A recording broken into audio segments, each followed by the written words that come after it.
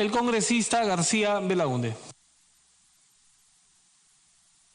Presidente, hemos escuchado a Del Solar. Del Solar decía: no hay derecho de emplear semejantes calificativos cuando se defienden las buenas causas. Y hablando del Congreso y defendiendo el Congreso decía: pero no hay derecho de calificar o enlodar a la patria, porque el Congreso representa a la patria. Del Solar Amador, 1912. Y así podríamos recoger a Del Solar Salvador, diputado por Castrovirreina de hace más de 100 años, Pedro Abraham Del Solar, diputado por Canta hace más de 100 años, Amador Del Solar, senador por Huancavelica hace más de 100 años. Estos Del Solar defendían al Congreso. Estos Del Solar defendían el fuero parlamentario. Ilustres antepasados del primer ministro actual. Pero el primer ministro actual viene acá y al Parlamento, que defendieron sus antepasados con tanta fuerza, convicción, resulta que él le pone parámetros, que no se desnaturalice mis reformas. Ya no habla de plazos. Yo felicito al celular actual porque ha bajado un poco el tono y ha puesto paños fríos. Me alegro que sí sea. Pero sigue insistiendo el gobierno con un tufillo velasquista, que lo hemos visto en las declaraciones del ministro de Justicia ayer o antes de ayer, que quiere restaurar o restablecer todas las 266 empresas públicas que se crearon en el Velascato, y que hay un tufillo pues ahí dictatorial o autocrático de fondo. Pero entremos al detalle, presidente. Acá se habla mucho de la cuestión de confianza. Yo he sostenido siempre, casi en solitario en este Congreso, que no es lo mismo cuestión de confianza que voto de confianza, que son dos cosas diferentes. La cuestión de confianza surge en España en el siglo XIX y está copiada por el Perú a partir del año 79 y luego en esta Constitución. Constitución, además, la actual, que nosotros siempre hemos criticado y hasta repudiado. Recordemos que Álvaro Landín la tiró por los suelos en este Parlamento. Hemos querido, con Belaunde vivo y el Paniagua presentes, que se regrese a la Constitución del año 79 y en todo caso que se reforma. Pero no que demos vigencia a esta Constitución que ya tiene más de 25 años y que cada día es más difícil cambiar. Y que ahora quieren cambiar este gobierno de manera express. 15 días para cambiar la Constitución. 15 días. Es decir, ¿en qué parte del mundo se cambia una Constitución en 15 días?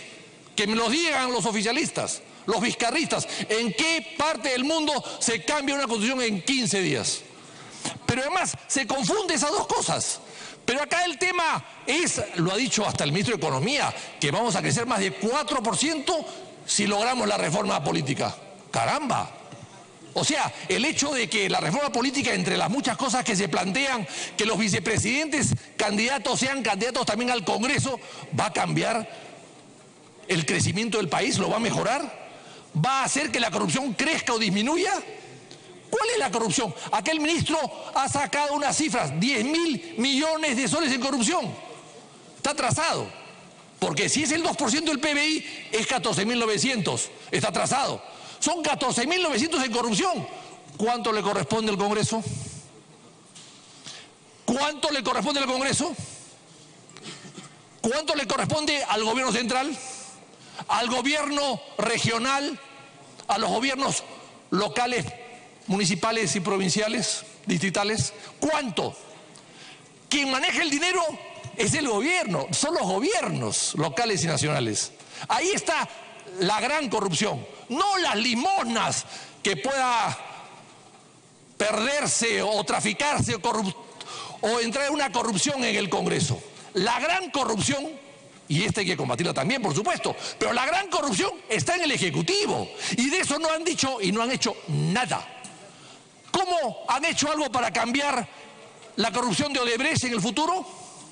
¿Han modificado o intervenido Proinversión o Provías o Citran? ¿Han intervenido, han mejorado las condiciones de los contratos del Estado con los privados? La ley de concesiones, la ley de contrataciones, las adendas o los arbitrajes. ¿Qué han hecho para poder detener ese tipo de corrupción que es la más grande de todas? Y peor aún, ¿qué han hecho para recuperar lo robado? ¿Qué han hecho para recuperar lo robado? Odebrecht tiene todavía acciones en Rutas de Lima, 25%. ¿Han embargado esas acciones? Odebrecht tiene acciones en todas una serie de negocios que el gobierno le paga todos los días. ¿Han embargado algo? ¿Han intervenido algo? ¿Han pedido la nulidad de los contratos de transferencia de las acciones que han transferido OAS y Rutas de Lima? Porque esos contratos se pueden anular. Han sido vendidos cuando ya la corrupción había saltado. ¿Se pueden anular? ¿Han hecho algo para anularlos? Absolutamente nada. Entonces, el problema no es la reforma política, presidente. Como decía Carlos Menéndez, es una mini reforma. Aquel problema es mucho más grave. Algo está ocultando el gobierno. Algo está ocultando para querer empujar al Congreso, arrinconarlo, para ellos tener manos libres. Es decir, no les importa ya los cuellos blancos. Están trabajando con guantes blancos. El golpismo es guantes blancos para arrinconar a un Congreso que los fiscaliza. Yo acá defiendo los fueros parlamentarios, presidente, y no aceptaremos nunca los parámetros que fije cualquier gobierno, porque eso es muy peligroso. Pero, presidente, quisiera la sentencia que se han referido a la sentencia del Tribunal Constitucional. La sentencia no toca el artículo 134 que habla de la disolución. No la toca. Toca el artículo 32 y 33. No toca el 34. Y cuando se ha leído esos artículos en este momento en el debate, algunos colegas lo han hecho, es la parte, ¿qué? La parte considerativa. No es la parte resolutiva. ¿Y la parte considerativa es vinculante? No es vinculante. Y esta sentencia, disculpe los miembros del tribunal, está mal hecha, porque no resuelve el problema. El problema no lo aclara, lo confunde. Claro, ¿y en qué se basa todo esto? ¿En qué se basa? Citando a Chirino Soto. ¿Quién era Chirino Soto?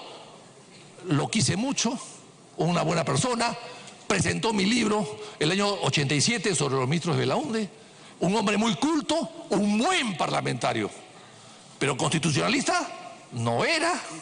Era más que todo abogado, porque ahora cualquier abogado no es constitucionalista, presidente, ¿eh? Ojo, ojo, porque el vizcarrismo está sacando abogados que están vinculados al gobierno para que opinen a favor de ellos. Esos no son constitucionalistas.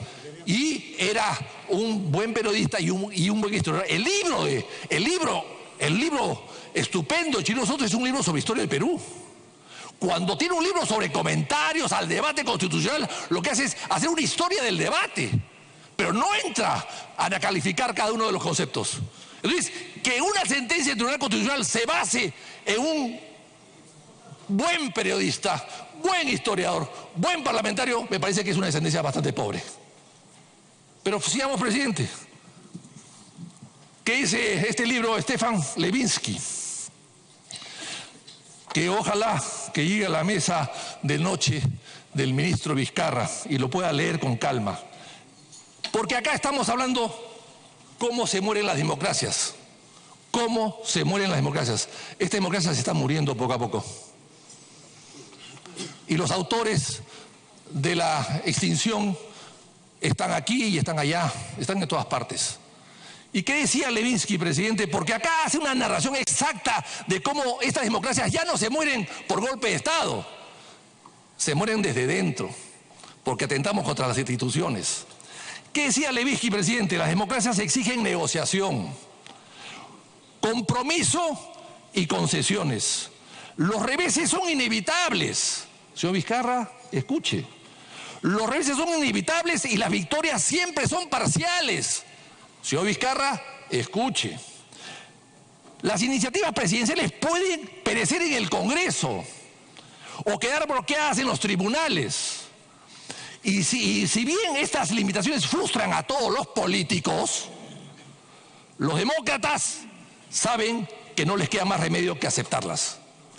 Ojalá que Vizcarra acepte este Congreso, pero nosotros no le vamos a dar la confianza.